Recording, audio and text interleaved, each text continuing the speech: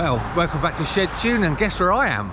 Outside the legendary AF. And I'm going to go and meet Ben and have a look around.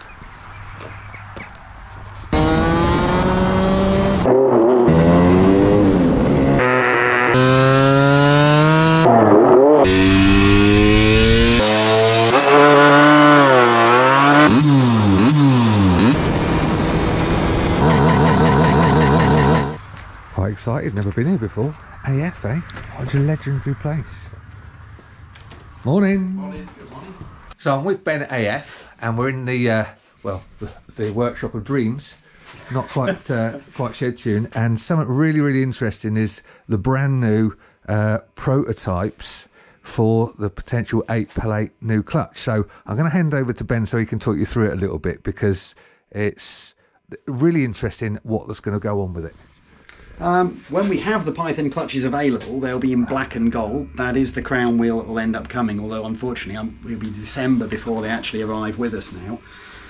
They'll come as being a complete clutch with both an LI and a GP top, so that they'll fit onto pretty much any bike any Lambretta you're trying to fit them onto. And then you'll have options to change several things on. Today I was just going to quickly talk through how we got to that stage. Yeah. We have our original 6-plate clutch, which was done brilliantly, and we were looking to upgrade that because we wanted something that could take more torque and still keep a nice easy launch.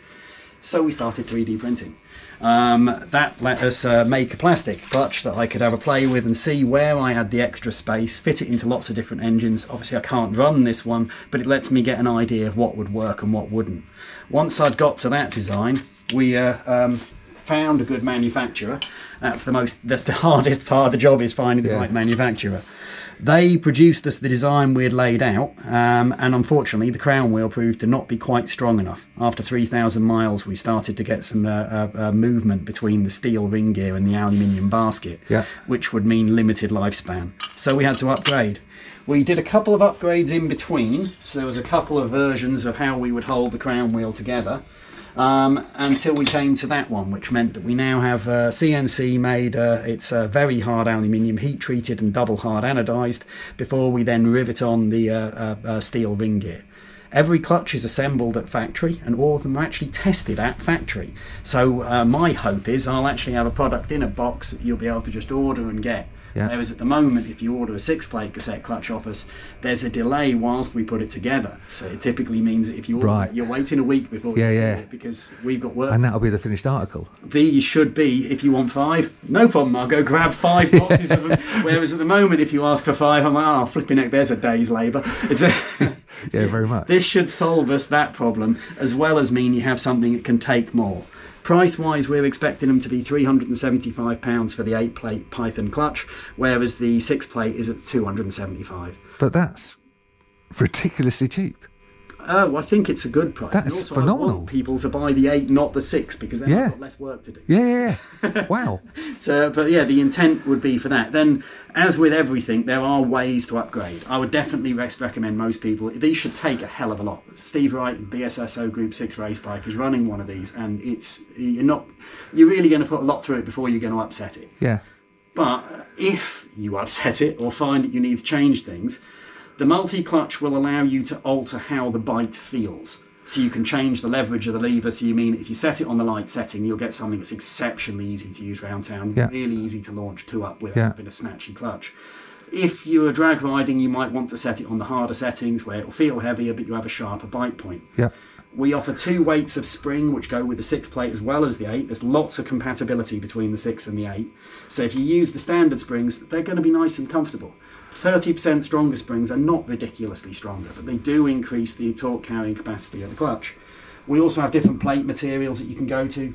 We've again chosen a low friction plate material as the one that's to be supplied for normal road use, because it's the nicer to use. Yeah. But there is also the option to use, for example, the Surflex plates from the 6-plate, which will again increase the torque carrying capacity, but at the same time you make the clutch slightly sharper bite point, which not everyone will like. If you're riding 2-up round town, you don't necessarily want something to launch aggressively. Yeah, exactly. But if you've got something on the drag strip and you're just about to try and get up the road strip, you do want it to launch aggressively.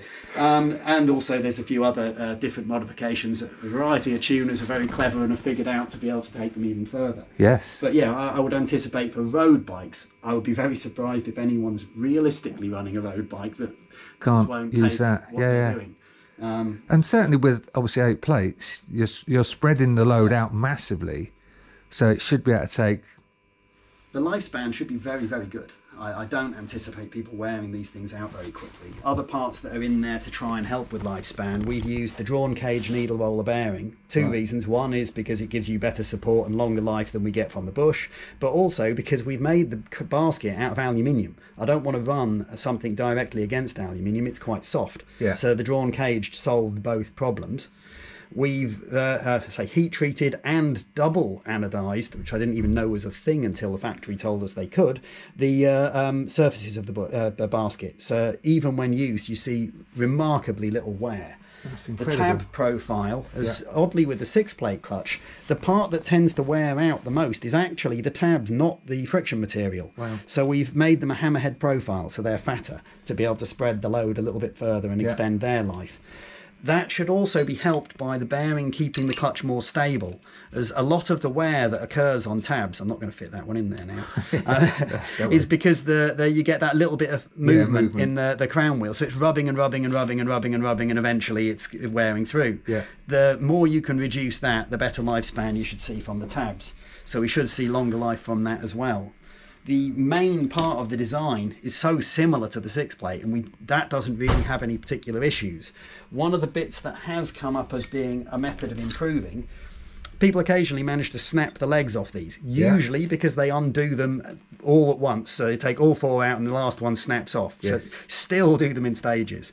But that's been reinforced. But one of the other parts we've done is, I won't recommend you do these up with a windy gun, and I won't recommend you undo them with a windy gun. You put a lot of shock through a gearbox doing that. Yeah. But by doing that, the original design only has 5 effectively locating points that match like how the steels work. Where's I'll put those down somewhere. These? Yes.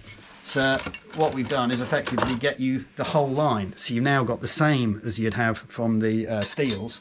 So at the bottom of the Spider, that's locating in there. You've now got a lot of support there. I don't ever anticipate seeing anyone manage to shear all of these off. No. So yeah, that's also been strengthened, although we will still have the thing, and it says it even on the box we've supplied it. I've actually put it on the cover of the box. Don't undo one at a time. Yeah. Take them in stages. Yeah.